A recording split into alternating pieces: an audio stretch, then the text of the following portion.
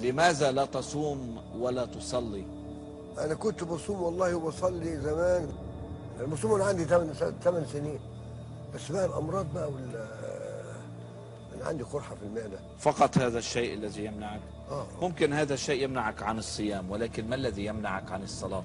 لا والله اوقات بصلي، اوقات كده افتكر اصلي. ما هو برضه ده نوع من الغفله. الحياه اللي احنا فيها دي. في مقابلة لك على قناة الجزيرة نعم. قلت إنك لا تمارس الطقوس الدينية، لا تصوم ولا تصلي. ما حكيت لا عن الإرحاء ولا عن هذه المواضيع. الليلة عم شوفك بالحلقة عم تتراجع كثير عن مواقف كنت لا ده أنا بحكي لك، أنت اللي ما حكيتوش للجزيرة، إياك يطمر فيك. على مين عم يعني عفوا على الكلمة، يمكن على وقعة. على مين كنت عم تكذب؟ عم تكذب علي ولا عم تكذب على الجزيرة؟ لا هو هقول لك أنا على حاجة. أنا فاهم الدين إزاي. ما هو أنا برضو حلو ده، الإسلام ده حاجة عظيمة والنبي ده حاجة عظيمة. أنا مش هقعد طول النهار أعمل كده. مش ملاحظ إنه كل شيء بحياتك عامله على قياسك وعلى طبعًا. راحتك؟ طبعًا. ما في محرمات، ما في مقدسات، ما في ممنوعات، ما في خطوط حمر. اللي أنا أقرره.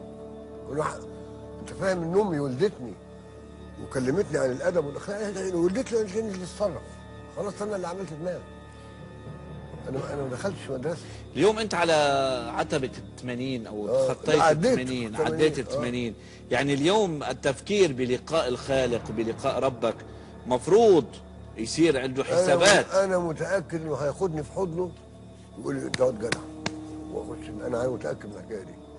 شو اللي بيخليك متأكد من هذا الموضوع؟ أنا اللي عملته وأنا جوايا إيه؟ إيه اللي عملته؟ مش تارك حدا إلا منك شاتمه، مش تارك حدا إلا منك مهاجمه. شتمت واحد غلبان؟ هي دي حدوته. شتمت واحد غلبان؟ شتمت فارس مغوار؟ لأنه بدنا نتوقف مع فاصل، راجعين لكم.